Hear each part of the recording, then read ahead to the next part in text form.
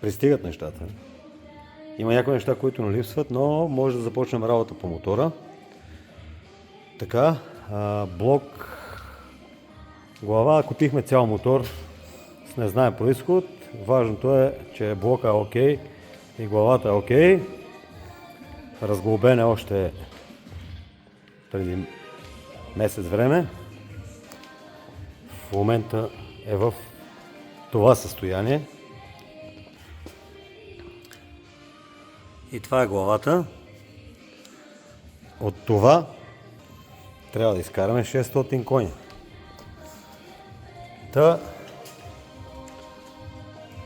След дълги събеседвания решихме да действаме.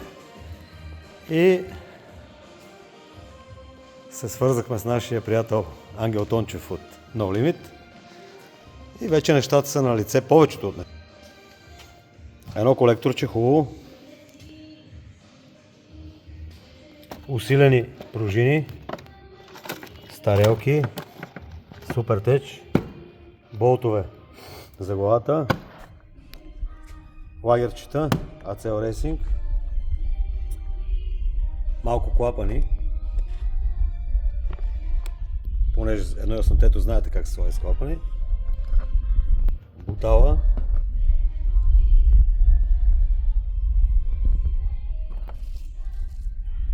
Едни биелички.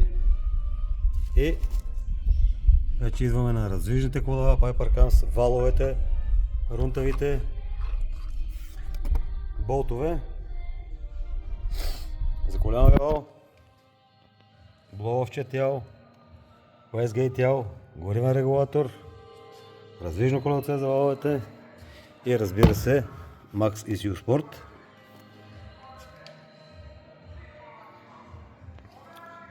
И следва да почнем да събираме. Чакаме турбото и още някои неща и ще ви държим в течение за целия процес. Ще направим едно видео от до. И така, бъдете живи и здрави и очаквайте.